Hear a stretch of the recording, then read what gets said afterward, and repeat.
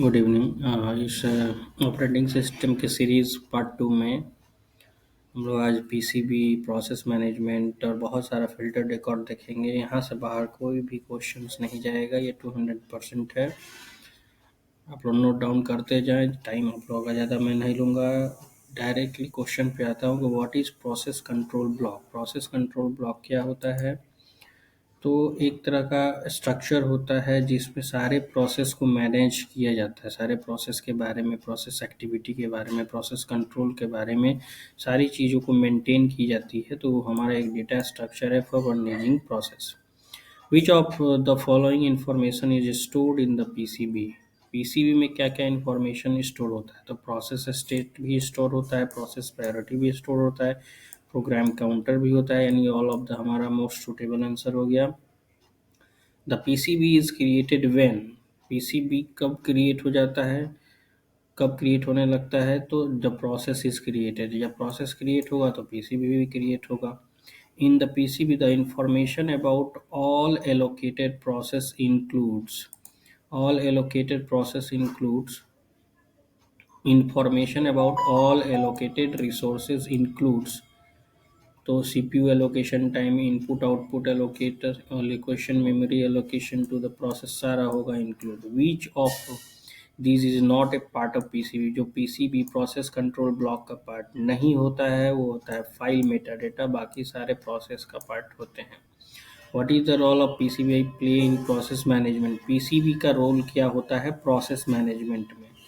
तो process management में PCB program control block एक स्ट्रक्चर होता है जो इंफॉर्मेशंस को स्टोर करता है कि कौन सा हमारा अगला प्रोसेस होना है, कौन सा एग्जीक्यूट करना है, कौन सा रेडी करना है, कौन सा डिलीट करना है। तो ये सारा इंफॉर्मेशन हमारा पीसीबी स्टोर करता है। तो मोस्ट सुटेबल आंसर सी हो जाएगा।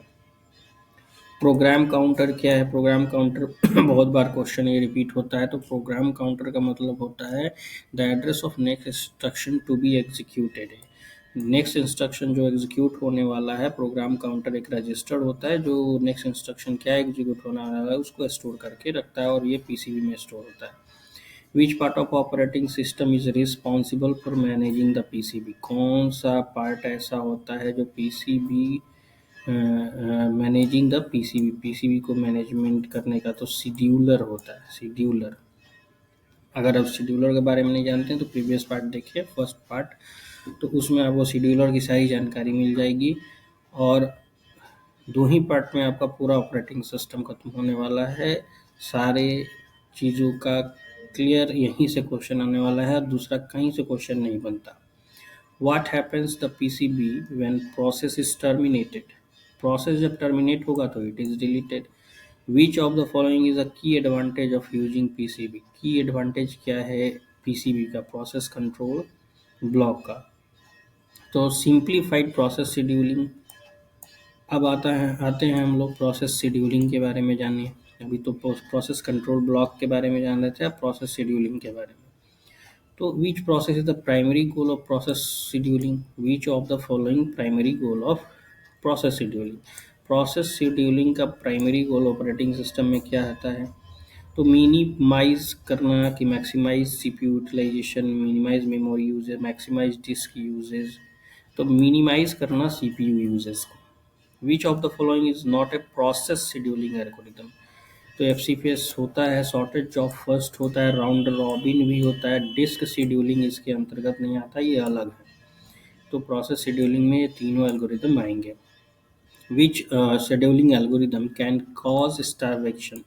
तो वैसा एल्गोरिदम जो कि प्रायोरिटी से चलता हो और जिसकी मेन मैक्सिमम प्रायोरिटी होती है वो पहले काम होगा, फिर मिनिमम वाले का उससे मिनिमम वाले का काम होगा। तो इस तरह से आप जो हमारा प्रोसेस शेड्यूलिंग का प्रोसेस की प्रोसीजर है वो आपका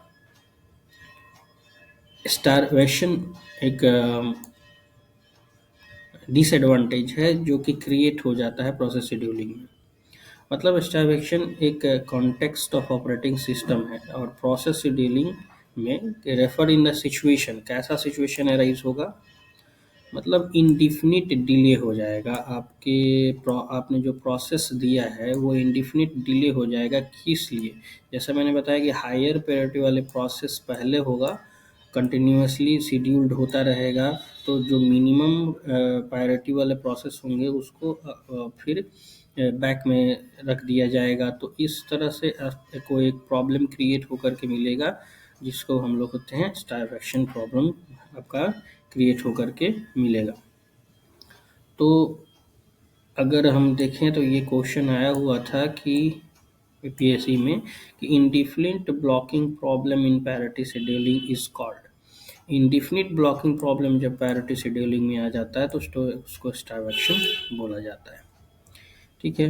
what is the primary advantage of round robin scheduling? Round robin scheduling का प्राइमरी एडवांटेज क्या होता है? तो राउंड रॉबिन में टाइम क्वांटम जो है वो बांट दिया जाता है प्रोसेस के बीच में, और वो प्रोसेस जिस टाइम क्वांटम को दिया जाता है उस टाइम क्वांटम में अगर वो प्रोसेस नहीं होता है तो फिर उसको बैक में लगा दिया जाता है और अगले प्रोसेस को टाइम दी जाती है। तो ये राउंड रॉबिन शेड्यूलिंग में होती है। तो ये फेयरनेस एमंग प्रोसेस को करता है।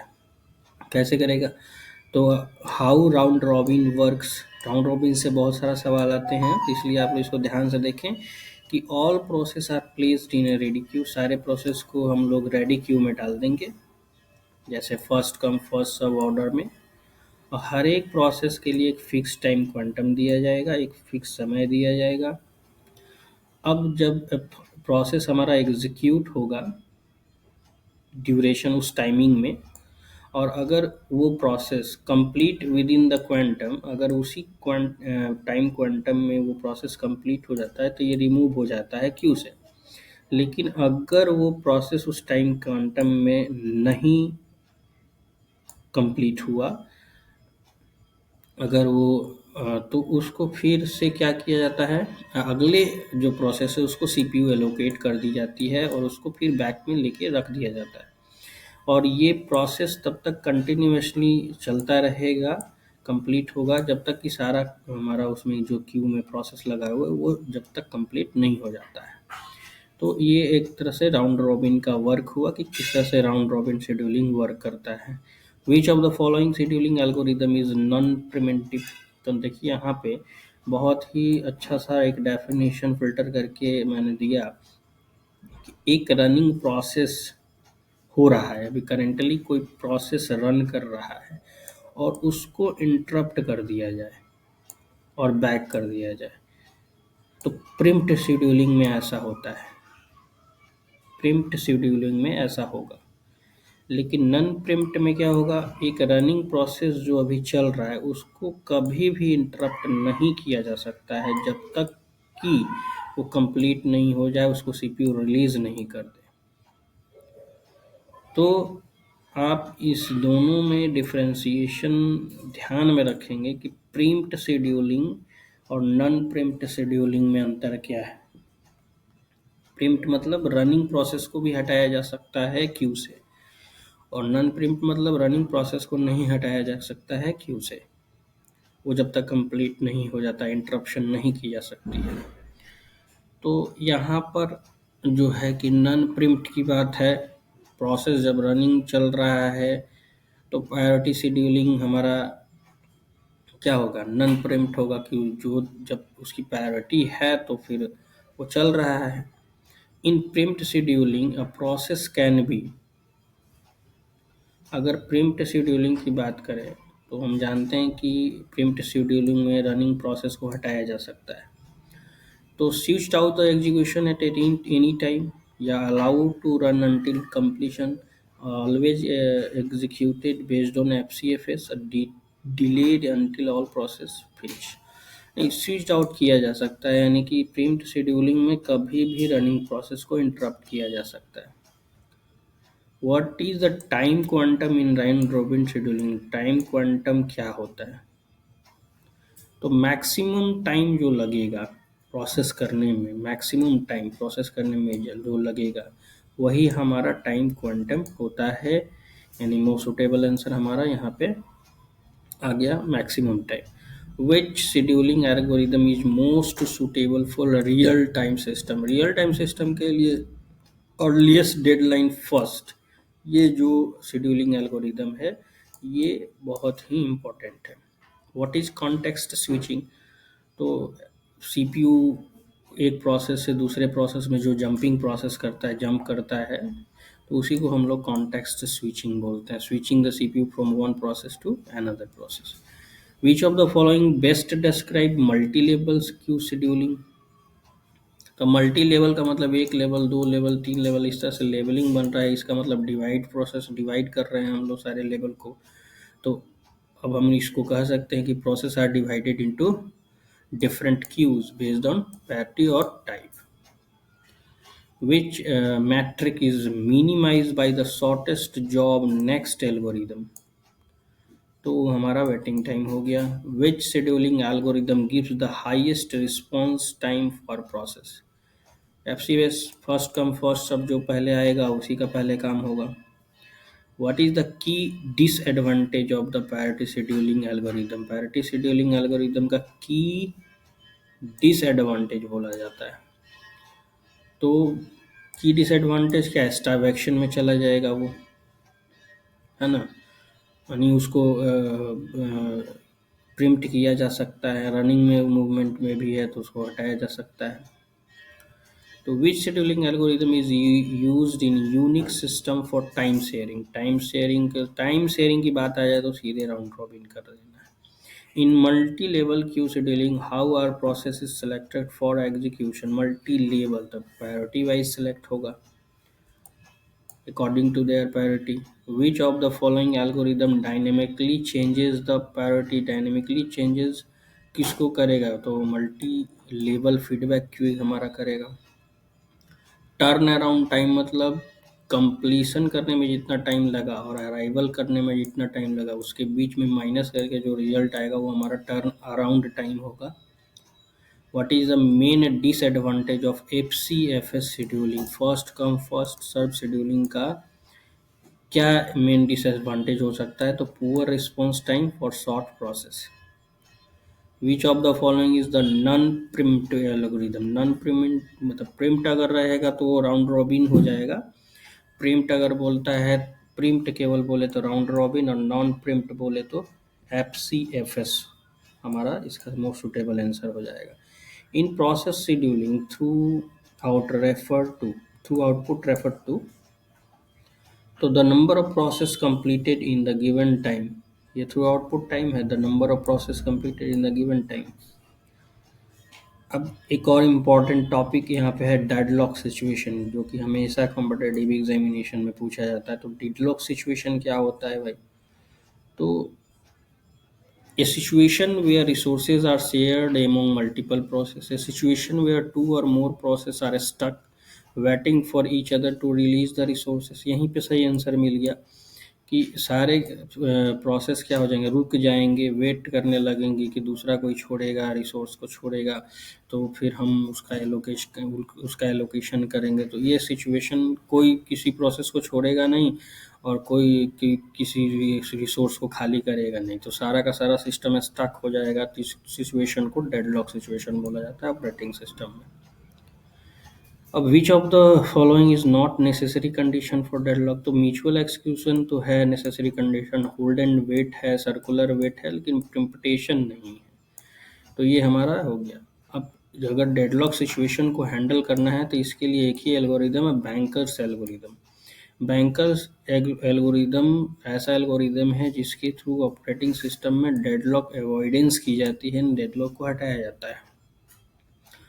मतलब इसका प्राइमरी फंक्शन होता है कि system remains in safe state, system को सेफ स्टेट में रखना bye checking resources allocation request before granting them.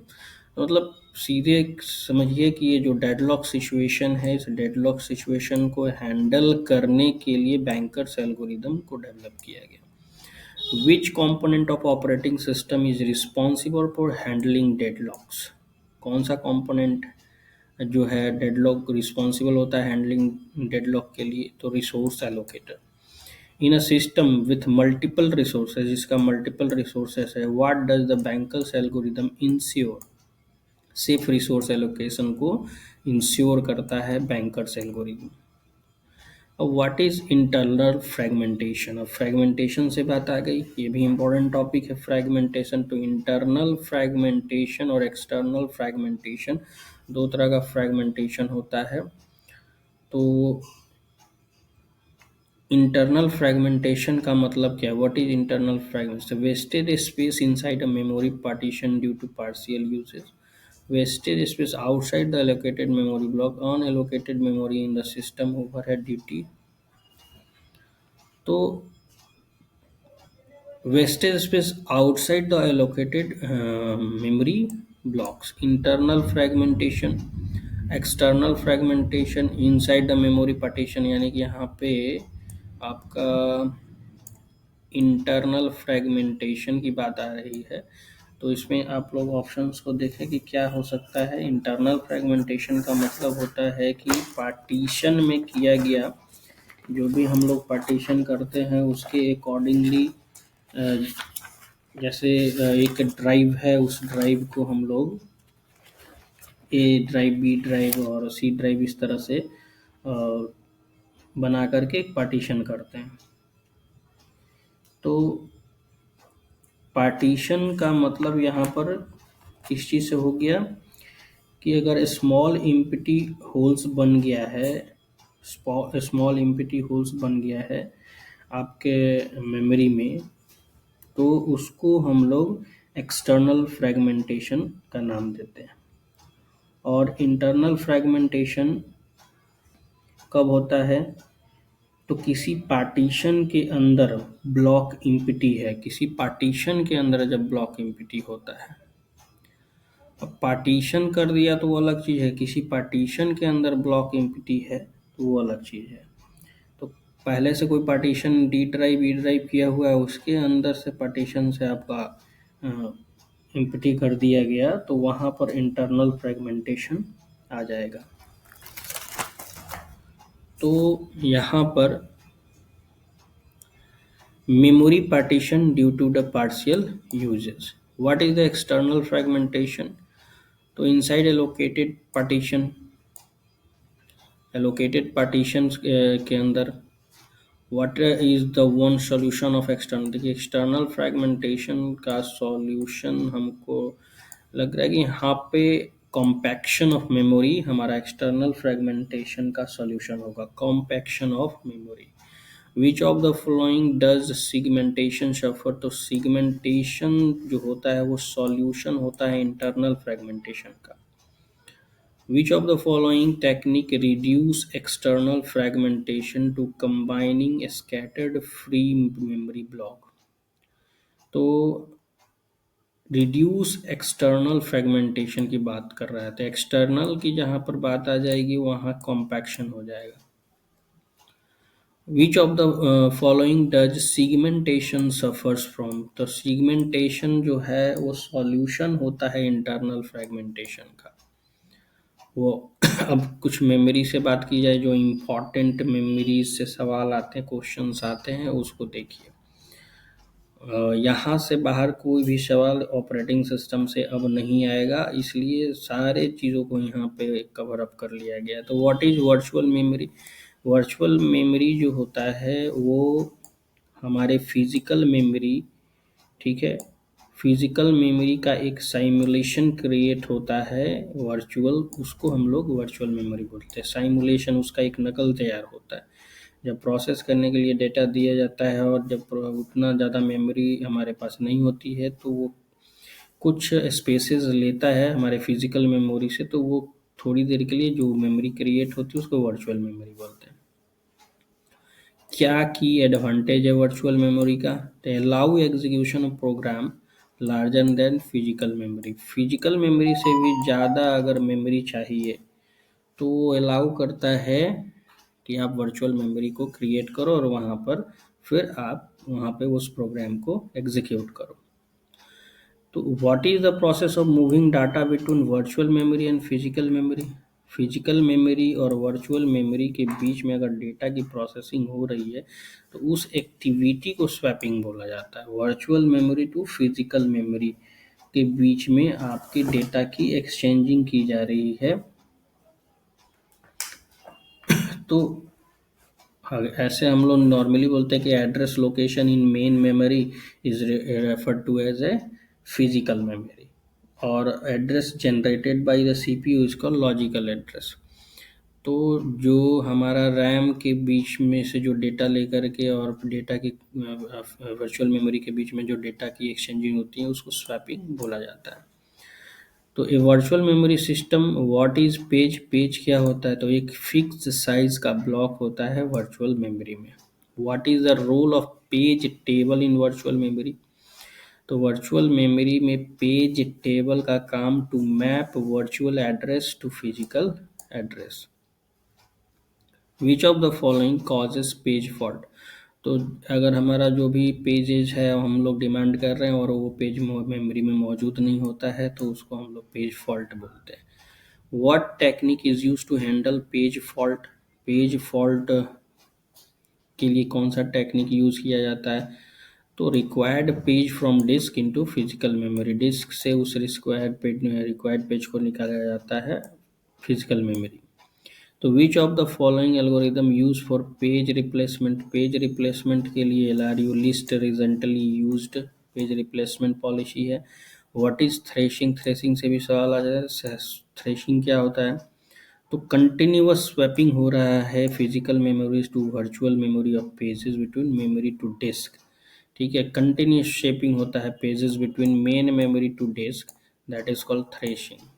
और कंटिन्यूअस अगर आपका स्वैपिंग हो रहा है वर्चुअल मेमोरी से फिजिकल मेमोरी के बीच में तो वो स्वैपिंग हो गई, और कंटिन्यूअस स्वैपिंग हो रही है मेन मेमोरी से डिस्क के बीच में तो वो थ्रेशिंग हो गई। विच of the following is not a valid page replacement policy? तो बेस्ट पे फिट पेज ऐसा रिप्लेसमेंट पॉलिसी नहीं होता है। अब यहाँ पर 3 मेमोरी के बारे में दी गई है जो बहुत इंपॉर्टेंट है, इसको नोट डाउन करने वाली बात है कि the CPU use logical memory, जब सीपीयू कोई एड्रेस जनरेट करता है या इस कोई प्रोग्राम को एग्जीक्यूट करता है, इसको हम लोग लॉजिकल मेमोरी कहते हैं।